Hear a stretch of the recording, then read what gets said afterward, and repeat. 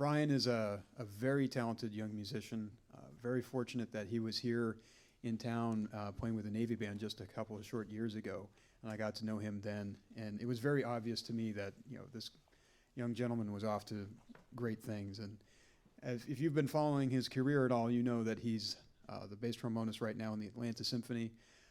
He's also been subbing with some of the best orchestras in the country, New York, Chicago, Seattle, just to name a few.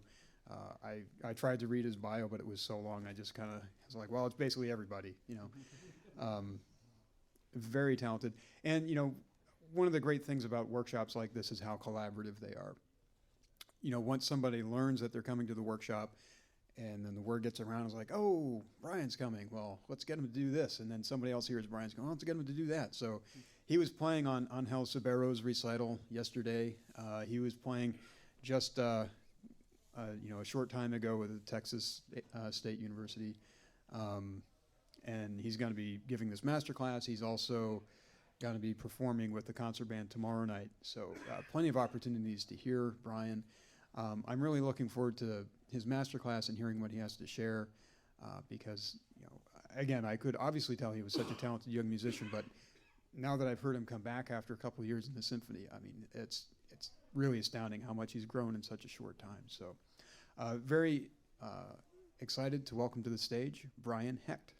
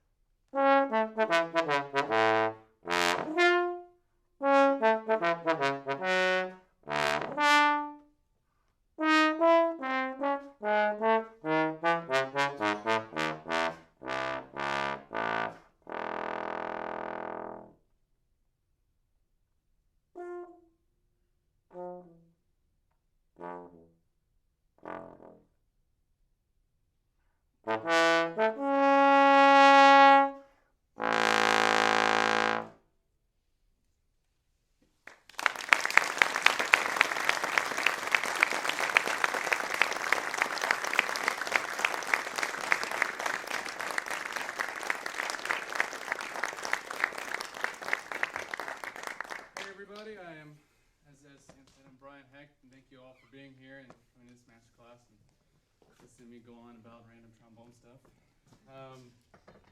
I just wanted to basically start off. We've got a few guys playing today, and I just wanted to start off by sort of just talking about a few techniques that I sort of hold near and dear to my practicing that I really use with a lot of my students, and I feel that they're integral to how I am as a player and how I play and perform. And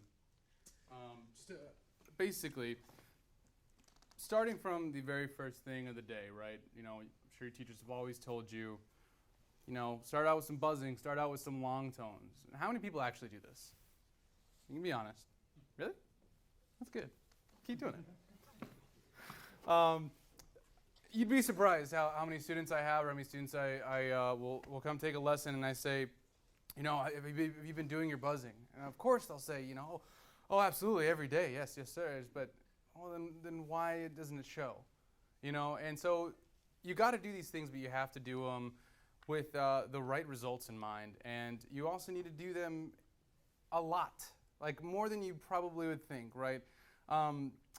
Whenever I was at UT Austin in my undergrad, I was pretty awful. I was on tenor trombone, and I was convinced that I was going to be the next Joe Alessi.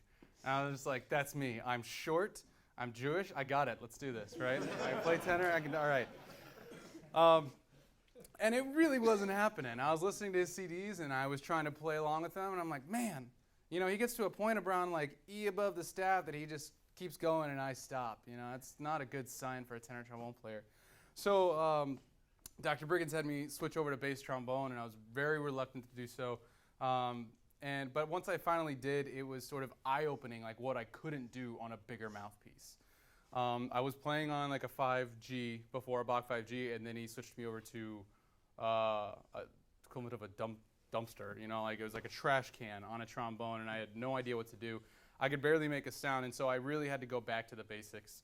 And I did something that, you know, every student is supposed to do, but rarely does. I played long tones for like an hour or 2 hours a day, every single day, until I got better. And for like the first 2 months, it was miserable because I wasn't getting any better.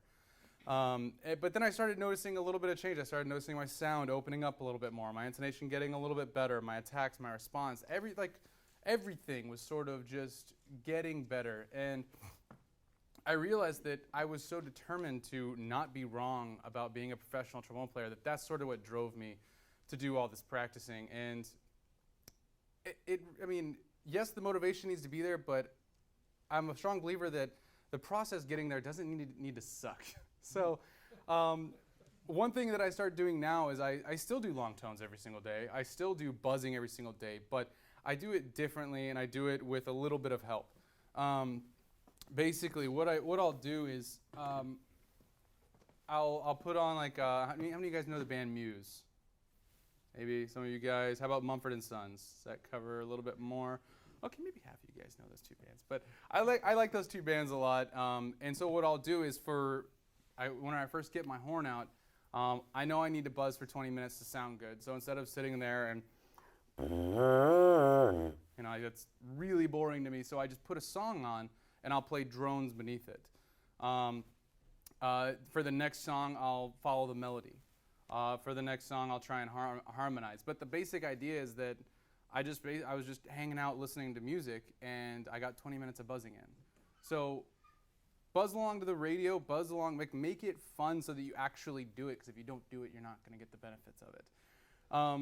Whenever I go to the horn and actually start playing, I've written out, I've got a little notepad where I actually have like the keys of songs, just so I can remember them. And eventually I don't need it anymore, so like I'll put on Muse Hysteria or something like that, and I think it's in, well, I don't remember, so apparently I do need it. I think it's in, like, we'll say B flat, right? So I'll just start out with a B flat, and I'll try and follow it. Most of the time, it's a 1-4-5-1 harmonic progression. So these pop songs are very, very predictable, right? And it's a good way to train your ear around the pitch as well. So I'm playing long tones, moving along with the harmonic progression of the song, and at the same time, I've got a drone, because these songs are auto-tuned, right? It's a big secret. No, they definitely are. They're all auto-tuned, so you've got this drone that you can play along with that isn't as boring or like, skull-numbing as a drone going off in your ear. So I usually buzz about 2 songs, and then I'll hit the horn for a couple songs, and if it doesn't feel right, if it doesn't feel fresh, like I don't feel like it's my best day again, then I'll put the horn back down and I'll go back to buzzing. And I do something that I want to share with you guys. It's helped me a lot. If it helps you, cool. If not, leave it here. But it's something I do called hand buzzing that's really helped me out a lot. Basically, whenever I buzz without the hand or without any sort of resistance on the mouthpiece, initially I found it very difficult to get a good sound and to actually get a buzz. I feel like free buzzing and buzzing without resistance are some of the harder forms of buzzing. So I've added just a little bit of resistance and sort of a resonance chamber, and I take it right here with my hand, and then I just cup my other hand around it, and it sounds like this.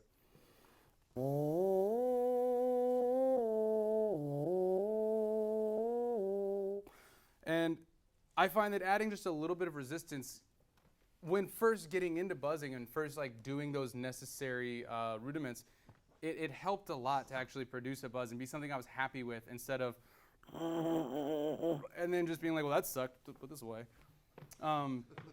So I'll hand buzz these songs. That's something I meant to mention, but I'll hand buzz these songs, and I'll do 2 of them. Get on the horn. If it doesn't feel great, I'll do a 3rd song. And usually, honestly, I don't even stick to that. I get carried away sometimes, and I'll do 5 songs, and I'll have, I warmed up this morning buzzing for 30 minutes, and I was like, I should probably stop so I don't just kill my face. But, 30 minutes of buzzing out of the way, and I actually enjoyed it. Same thing with the long tones. Before I figured out how to actually have fun with this, I was on the horn when I first switched to bass trombone, and I just sat at a piano, and I would hit middle C, play middle C, and I would hold it as long as I could, biggest breath in, and just as long as I could with a nice natural taper. Be natural. Be natural as long, seriously, people, how boring is that? I was bored to tears when doing it, but it helped, so I decided to keep it in my routine, but figure out a way of doing it that was more fun. So I actually did the long tones to pop music, and that actually, I ended up doing 20 minutes of long tones without even realizing it. So once I get past that point, I do scales every single day, like starting on pedal B flat, working my way down the B flat, pedal B flat partial, doing 3-octave scales. I start by glissing them just to sort of get the sound going, and then I articulate them to get the tongue going, and then I'll do lip slurs to get just sort of a little bit of flexibility. But another thing that I wanted to sort of bring in today was that was the idea of trying to be more detailed in your practice. Be more focused on very small elements and then put them back into the puzzle. So, for instance, like I said, I gliss my scales every single day just so that I can focus on sound production. It's a very simple scale pattern. I've been doing it probably for 5 years, but it's something that I can do every single day to sort of as like a litmus test to say, it's like, all right, am I back to where I should be? Like, what do I need to adjust? What's different today? Well, that cheeseburger I ate last night's kind of not feeling so great on my face. So, I can make proper adjustments because I know how that scale is supposed to sound. I know how it sounds on my best day. And if it doesn't sound that way, then I keep doing it until it does sound that way. And usually, when you get really good at making these minor adjustments, you can do it pretty quickly. Eventually, you can just make those minor adjustments. And I feel like I don't have many bad days anymore. I mean, they're occasional, but I feel like more often I have good day, good day, good day, good day, bad day, good day, good day, good, instead of the other way around. And it's by figuring out why you have a good day. When you have a good day, why is it, and how can I get back to it? So one thing I do is I start out with pedal B flat.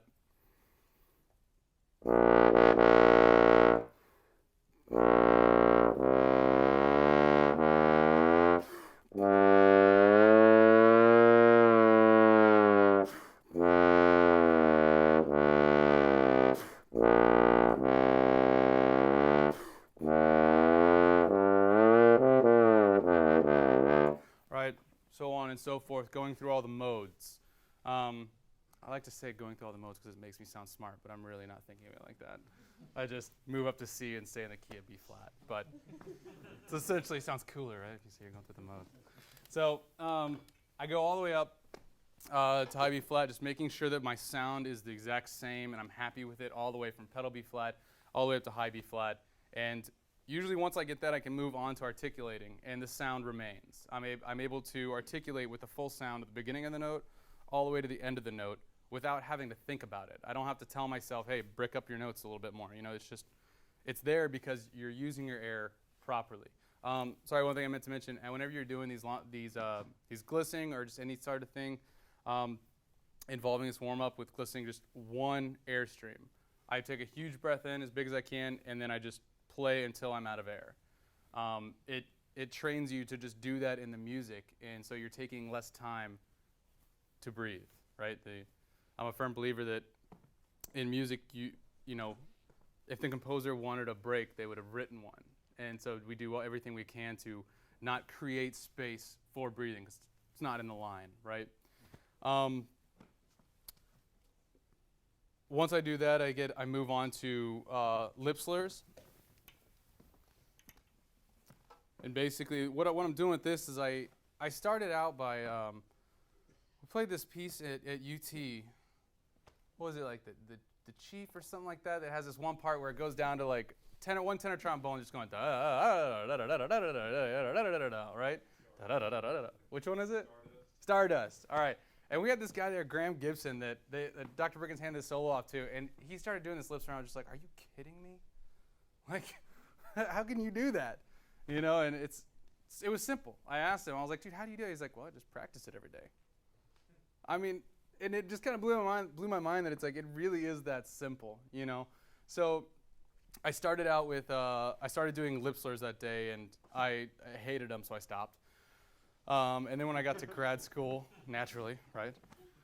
Then when I got to grad school, this guy I was in grad school with, I mean, he was easily the top of our studio at Northwestern, and I asked him, I said, so how much would you say lip slurs are a part of your daily routine? And I mean, it was a very simple answer. He was like, at least like 70 to 75% of my daily routine is dedicated to lip slurs and, moving around them, but just going through the partials. It's like, well, that makes sense. We're an instrument built on partials. We should be really good at that, right? So I started out with B flat in first position, and basically I don't structure it too much. I just want to get the feeling of moving through the partials and making sure that I know what it feels like to move, to slur up to a B flat, slur up to a D, slur up to an F. And it's more about memorizing how it feels so that you can recreate a feeling instead of recreating instructions, right? You don't want to tell yourself, oh, okay, so you pinch the lips together, you move, you do that with the muscles. You're going to be lost. You're going to be driving yourself nuts. Try and memorize the way it feels, and then recreate a feeling, an overall. Actually, that'll be the next point, but an overall idea.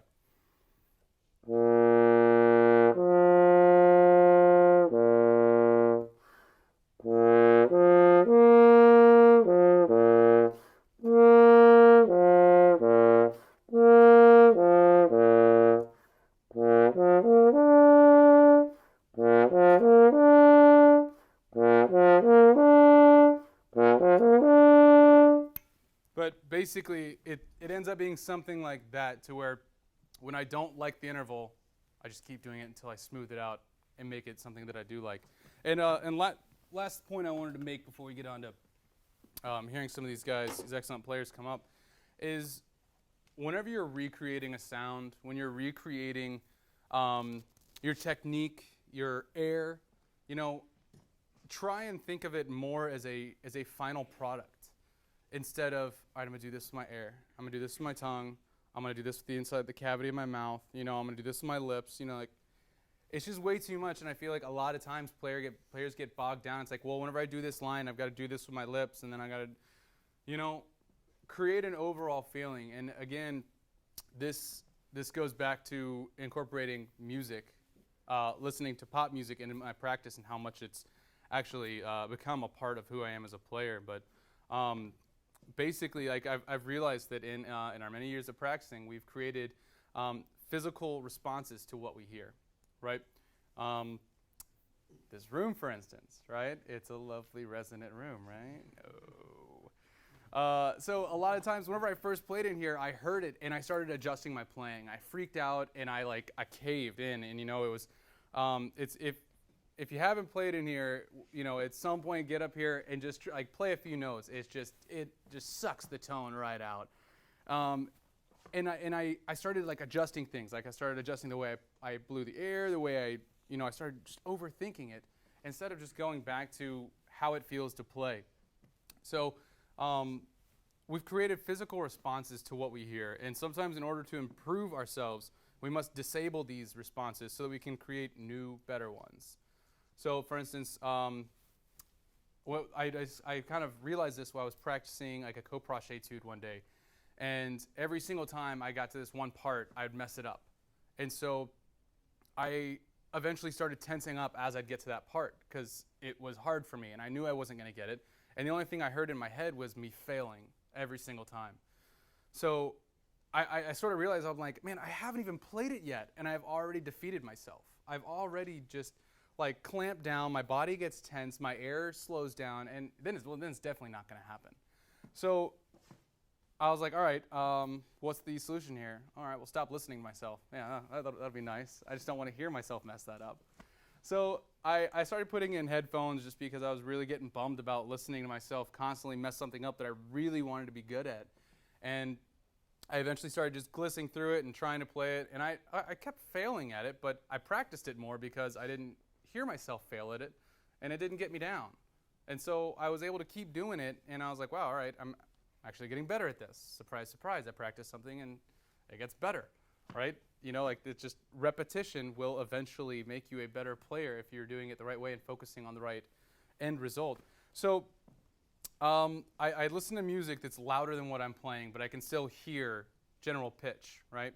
I don't hear cracked notes. It's almost like standing behind someone, behind their bell when they're playing, or in the next room in an audition. Everyone sounds awesome in the next room in an audition, right? Everyone sounds awesome outside the practice room. In the open, it's like, well, actually, you were cracking a lot of notes, but I'm gonna step back out here because it was good. That's what I hear whenever, and I just use earbuds. It's not like they're not noise cancellation or any of that, but just earbuds so that I can still hear outside the headphones. And I remember thinking, I was like, man, I sound really good. Let me take these headphones off. Nope. Let me put them back on.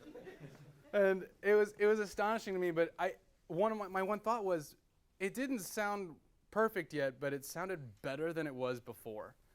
And I realized, it's like, wow, I'm actually practicing the stuff that I hate to practice because I'm just not letting it, I'm not like failing at it so much and hearing myself constantly fail at it. But basically, whenever I was doing it, I was also realizing that by not listening to myself and creating those physical responses to the oral input from the trombone, I wasn't tensing up anymore, and I was relaxing, and I was actually letting my body learn. You know, it was learning, all right, how to do that arpeggio, or how to do that lip slur in a relaxed state, just as I want to perform it. And I've learned that in doing this, that when it feels right, it sounds right. You know, I would play the same arpeggio over and over, and after like a couple weeks of doing this, I was like, okay, I think I'm ready to hear what this sounds like. You know, it feels right. I don't feel a cracked note in there. I don't feel like I'm missing anything. And sure enough, I took the headphones out, and it sounded great. I was like, holy cow, I've never sounded like that in my life. So I eventually just started doing that on everything I practiced, on all my excerpts and on everything. And everything started getting a little bit better, and I actually would end a practice session happy. And I'd go home and be like, man, that was productive, all right. And regardless of how it sounded, I didn't get down, and I came the next day thinking I was awesome, even though, take the headphones out, probably wasn't that awesome at the time. But just the idea that I was going to the horn, ready to practice, and I was happy about it, I was willing, I was motivated, and it's so crucial to have that motivation whenever you're picking the horn up and really trying to conquer something that's been an uphill battle. So basically, that's sort of a lot of my ideologies as a player and in the practice room, what I really cling to sort of keep me going on a daily basis. But I'd like to welcome up our first performer for you guys, Stephen Clayton.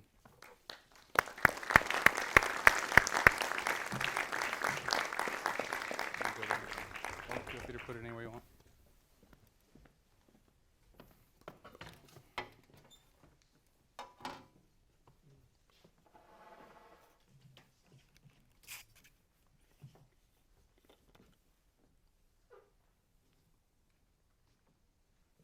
Sorry, I'm going to interrupt you real quick. What are you playing for us today, Stephen?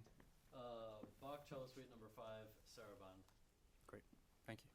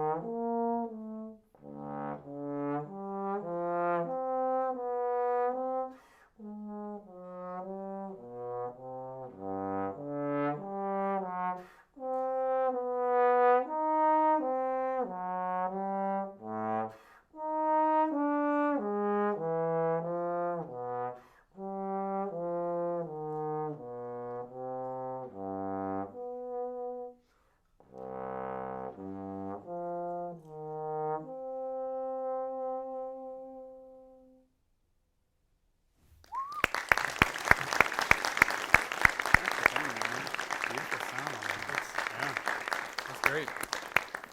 So I want to point out something that Stephen did really, really well. a lot of things you did really well, but one thing that really caught my ear was your sound, right? Right away, great sound, okay?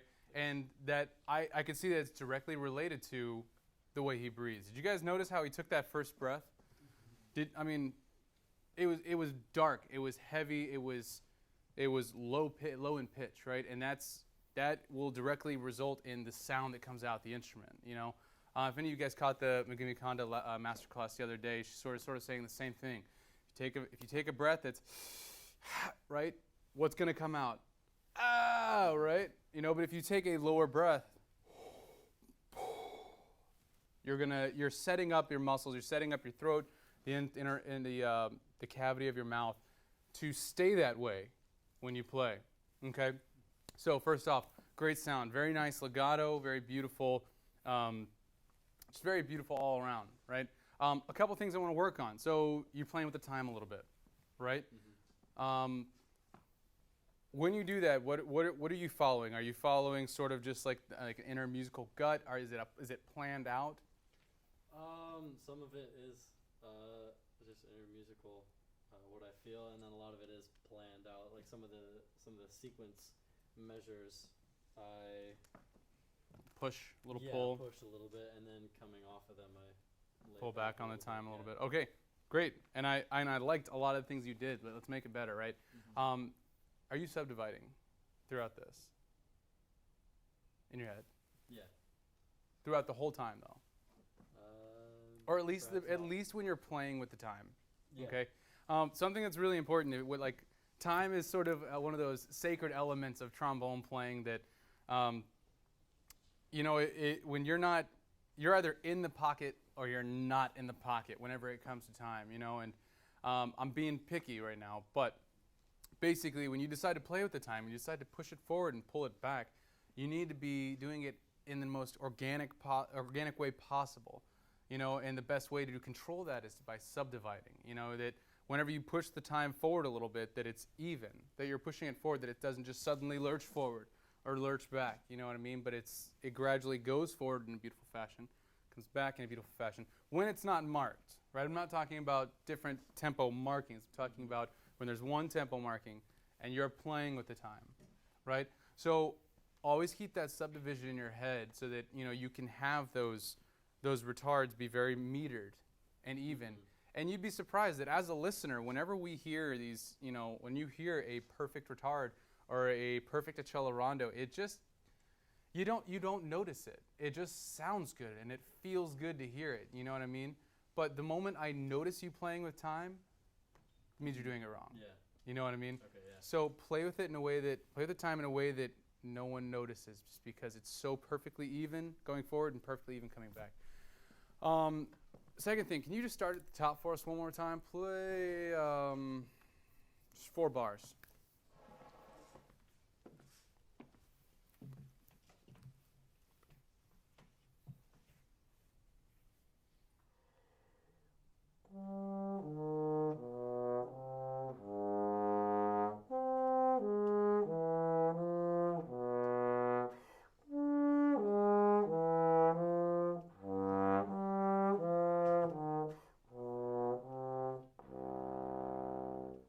Okay, great.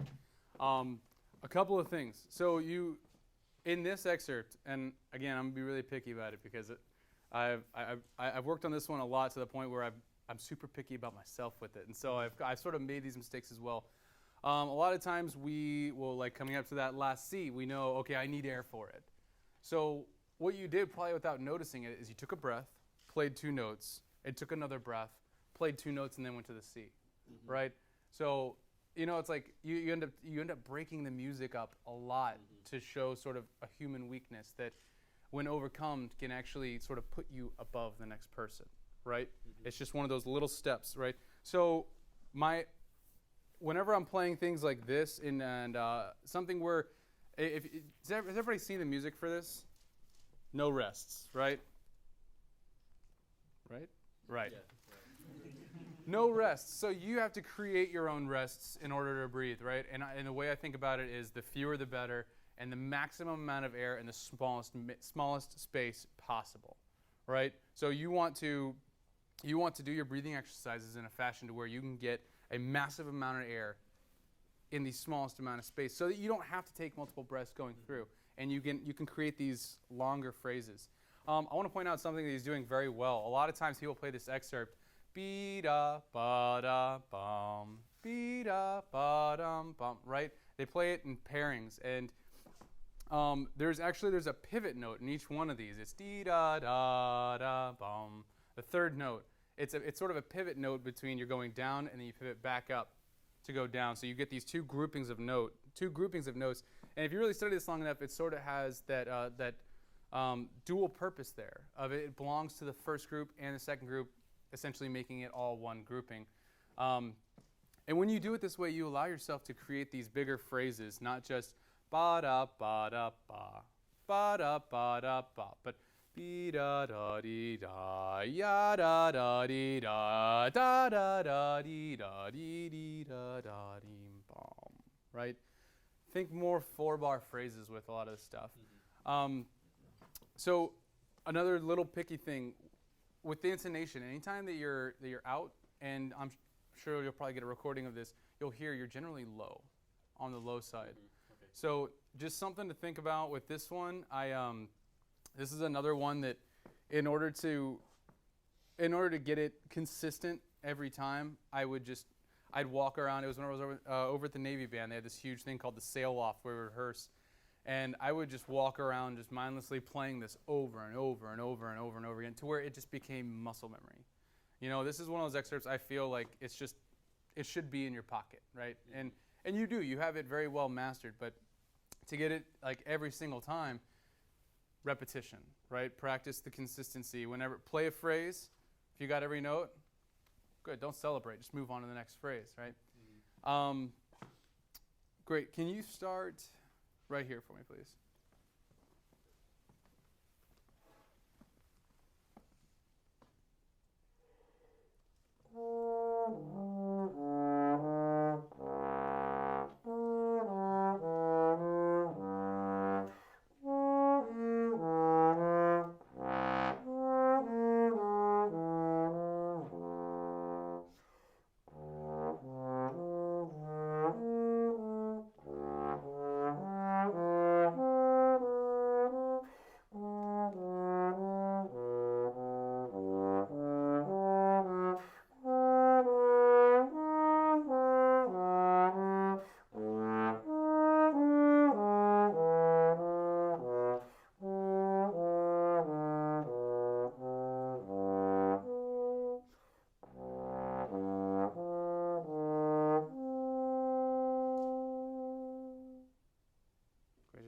Thanks, Stephen.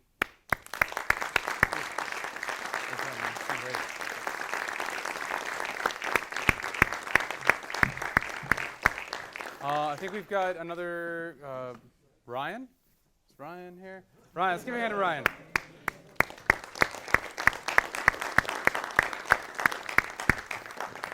It's got the Concerto Allegro by Lebedev today. Do you want to just do down to the end of the first page? Sounds good.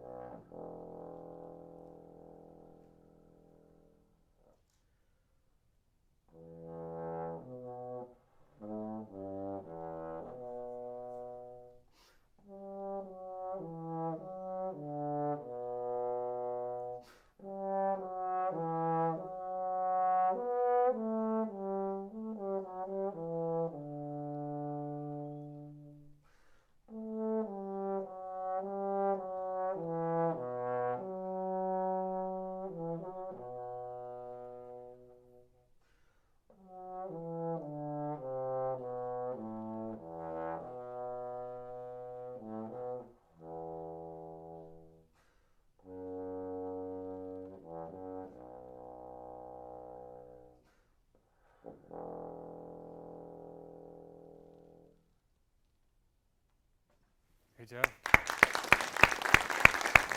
Hey, man. Nice low range. Okay, so I just wanted a couple of things on this one. Really nice low range. I love how like whenever you get down to the pedal register, it just stays open.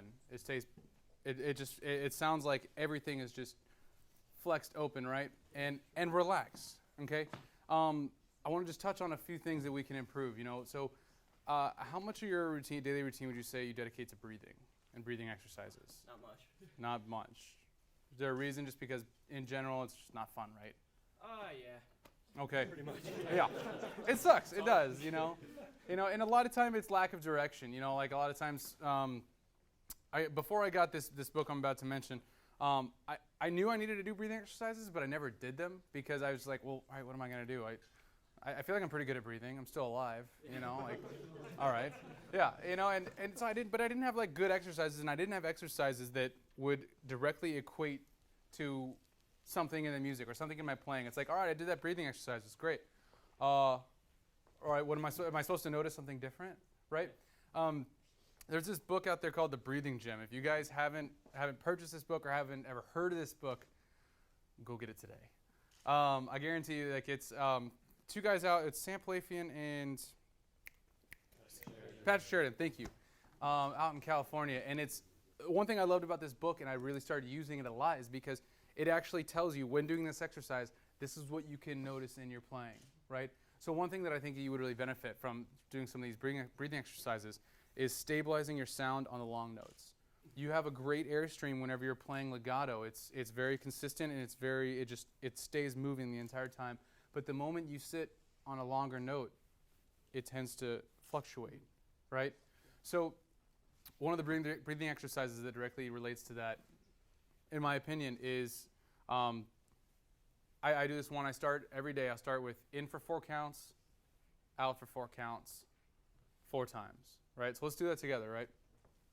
When you're doing this, stand feet shoulder width apart and just keep your body relaxed, okay? And have you seen them do this right here? Like where you put your, right. Let's use this. Basically I don't know what they call this, so I just look kind of dumb being like, do this. But it's basically you're wanting to hear the lowest pitch possible as the air rushes past your hand. So if you're hearing, you're doing it wrong, right? You want to hear, right? Something as low as you possibly can. Drop the jaw, get the teeth open, and bring in as much warm air as possible, right? So we're going to do this up to 4, in for 4, out for 4, right? 4 times. 1, 2, ready, and...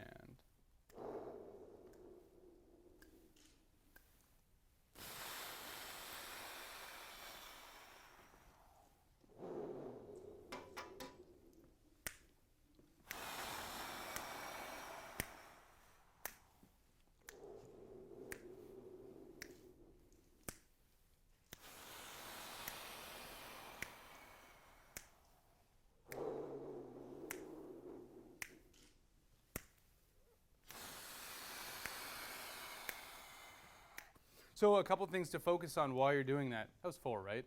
Is that 4? I think so. Okay. A couple things to focus on while you're doing that is whenever you get to the sort of the top 20% of your lung capacity, first of all, that's with the assumption that you're breathing from the bottom to the top, right? When you get to that top 20%, that's usually the portion that people just kind of give up on. They're like, it's hard. I'll just leave it alone. No one can really do that, right? No, you got to open that up. So as you get higher, feel more relaxed, right? Your body's going to want to tense up. But tell your body, it's fine. Just relax your shoulders and actually utilize that top 20% because that's what's going to get you those longer phrases, right? So I do this exercise. We're going to do, I guess we don't have to do it, but I do 4 in, 4 out, and then I'll do 4 quick breaths. So I'll go.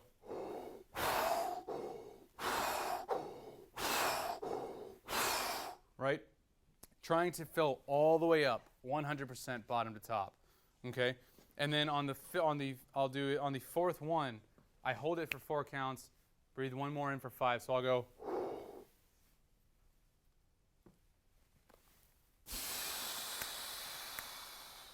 And then to relax. I do that sequence starting with 4s, then going with 5s, all the way up to 10. And what you're going to notice is that your long notes will eventually start to iron out.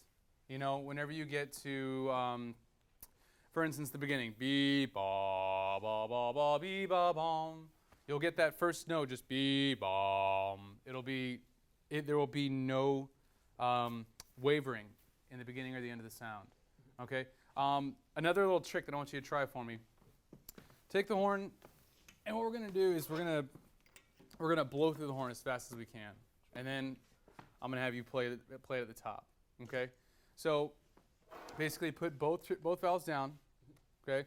Make sure there's no spit in there. And we're gonna blow through it 16 times. Okay. Bear with me for just a minute. It's gonna take just a little bit, but you're gonna do it 16 times. If you feel like you're getting dizzy, stop. Right. But as big a breath as possible, as fast through the horn as possible, and then when you feel ready, just go ahead and start on your own. Okay. In and out as quick as you can. Ready, and.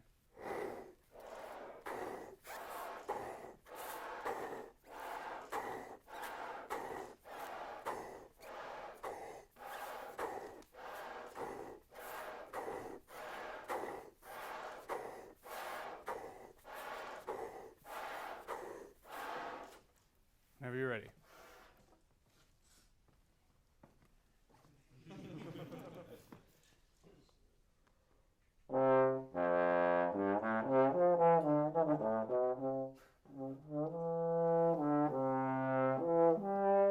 Use your air to sing.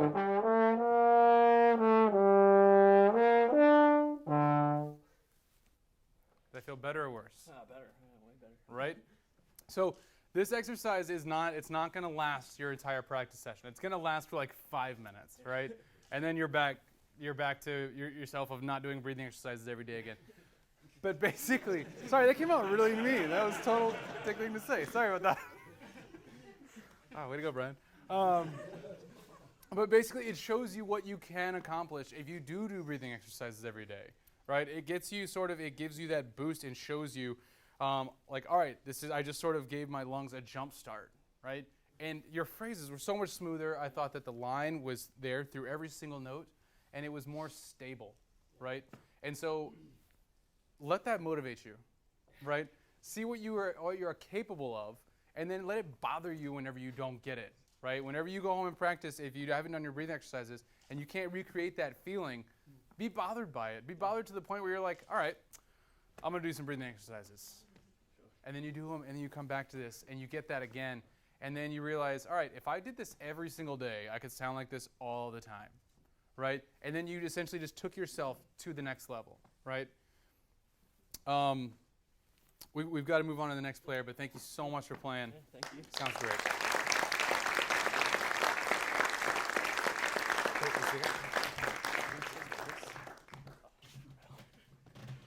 Let's welcome the next player. He's coming. Chris? Is it Chris? Chris! Sorry about that. Thanks.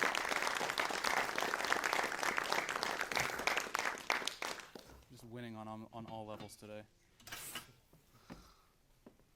What do you have to play for us? A few excerpts, I guess. Yes.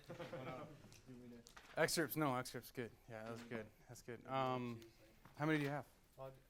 mainly just like the 4 for the tape round of STS. So STS, what's that?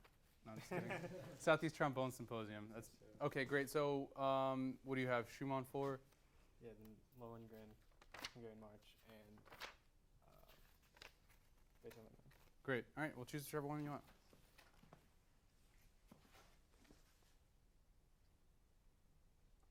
Yeah, do that one. All right.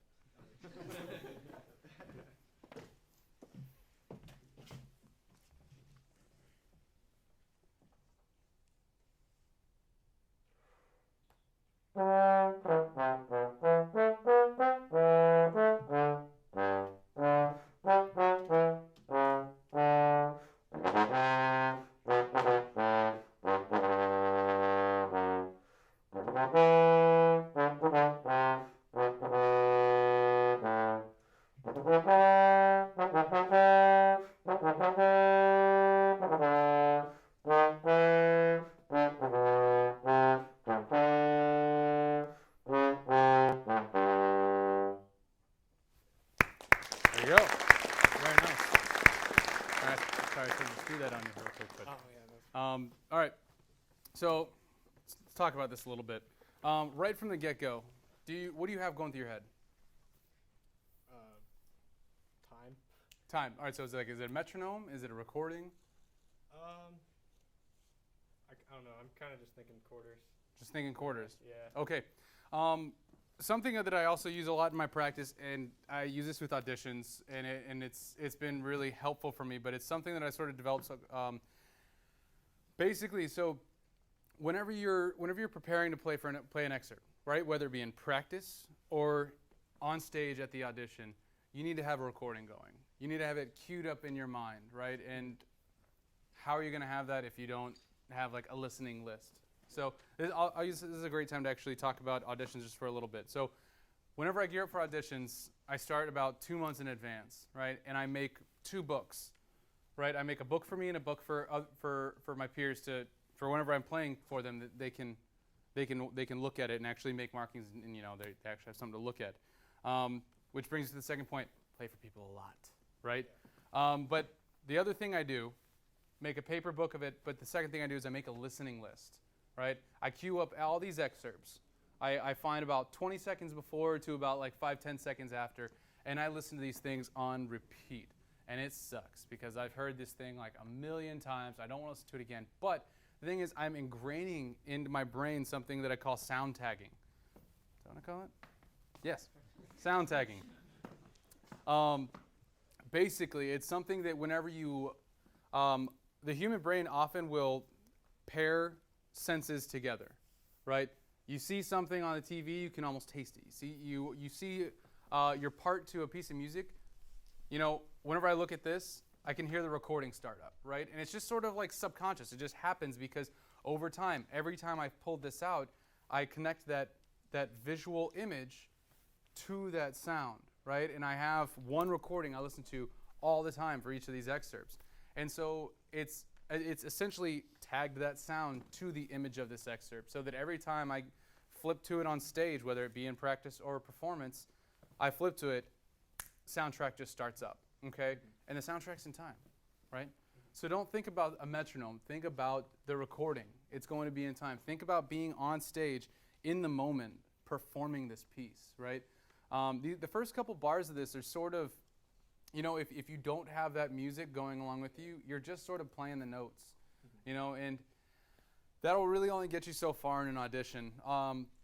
You play all the right notes in tune and with a good sound, if you do really well, you'll advance to finals. Well, what I've learned by my own successes and by successes of others is that the people, and just sort of picking their brains about it, the people that win these auditions are not the people who present the right notes at the audition. It's the people who present the right music at the audition. Like, you are playing Wagner, right? Not just playing the notes he wrote down, okay?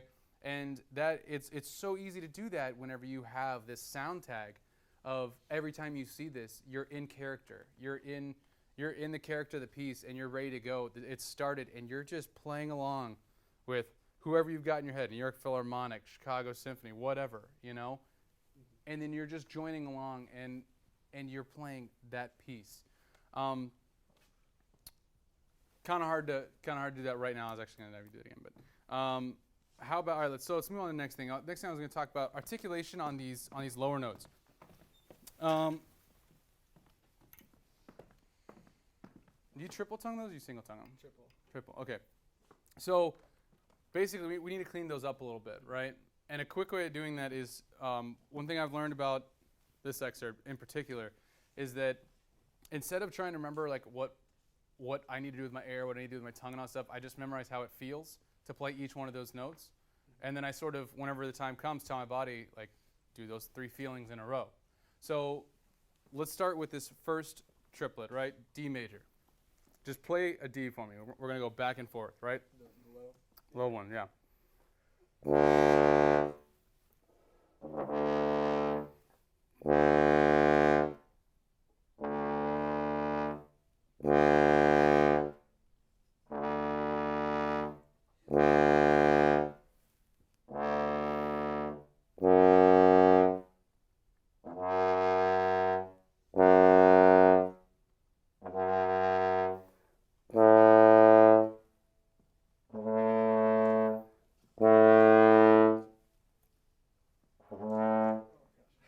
It's all right. Play it. Just forget what I'm doing. Just play it and let it feel. Play it the way it feels best to play it for you, right? A natural.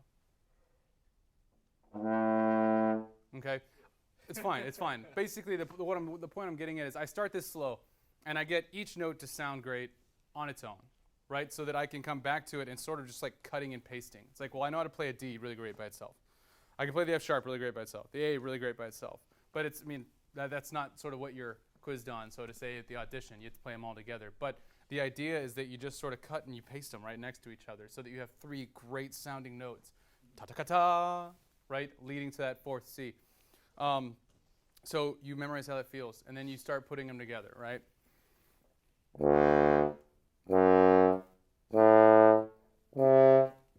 C natural, right? Yeah.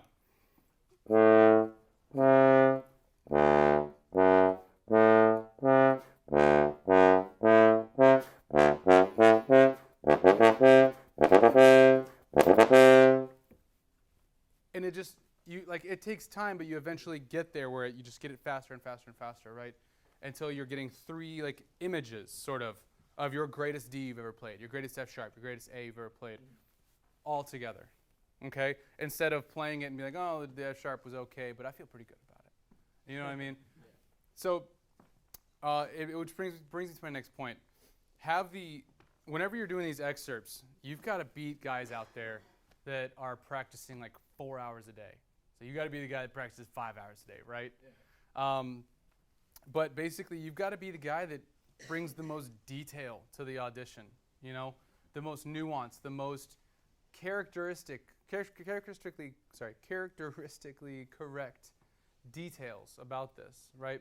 So whenever you're separating all these notes, make sure that the character is there, right? For instance, on this one, whenever we have that triplet leading up to the C, we want it ya-ta-ta-ta, right? So I'll back it up and do that slowly.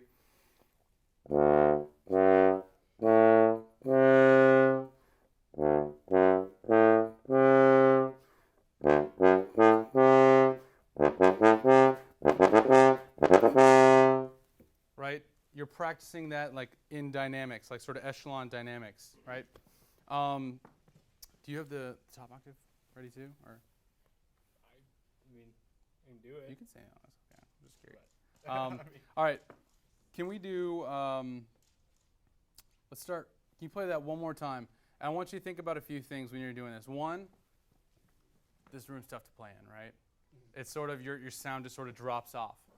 Regardless of what room you're put in at an audition, you have to play the way you play in the best space you've ever played in, right? So imagine you're not in here, okay? Imagine that you're in Boston Symphony Hall, standing in the middle of the stage, and it's going to resonate anything you put out there, and you're just going to blow right through the horn, free blowing, okay? Try this one more time at the top. Bring it up a couple dynamics. Just play from down here. How about it? Hear the recording as you play, right?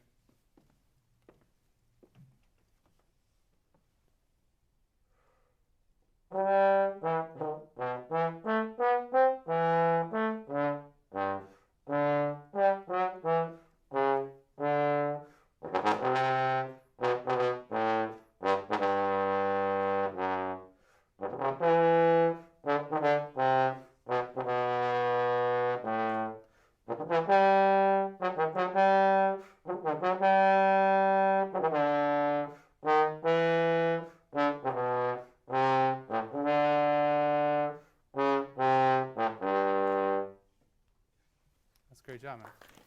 Thanks for going. Appreciate it. It's not good. Keep it up. Keep practicing the details, right? Get a recording. Just listen to it every single day. Right? Great job. Thanks. So, I guess I got to wrap it up. Basically, I just want to leave you guys with a couple of thoughts. I didn't get to talk a whole lot about auditions as much as I wanted to, but if you guys have any questions about that, just feel free to email me or find me in the hallway or something. But basically, as you practice and as you get older, obviously you get out of school and you don't have someone sort of hounding you anymore. You don't have a teacher. You don't have to report to anybody on a weekly basis. You just report to yourself, right? And so what's so important is that whenever you get out of school and you're still working to win that job or win that teaching job or get the better gigs, right? Beat someone out for a gig or whatever, that you're always remembering to continue the advancement of your playing, to work on the details, never be happy with good enough, never be happy with like this is what I've got and it's been pretty good, it's been working for me. No, always try to be better. Imagine the perfect like trombone sound in your head and think to yourself, all right, what am I doing that like I'll break it down for what I do. Charlie Vernon is like my mentor. That guy is who I want to play like. And so growing up, I constantly thought, all right, well, what is he doing that I'm not? What is Randy Hawes doing that I'm not? Whenever I was, in school and stuff, so I got both their CDs and I learned every solo on it. And I was like, all right, he just sounds better on that lick than I do. Why? Right? And it was the details. I was playing the same notes as him. I was playing them in tune and in time, and I thought it was pretty good sound, but it just didn't sound right. It didn't sound the same as him. And so you really got to focus on the details in your own playing and never just be happy. I mean, you can be happy, but always want to better yourself. Stay hungry for practice and figuring out the trombone, and with hard work, success will find you. So anyway, thank you guys so much for coming to this masterclass and listening to me talk about trombone.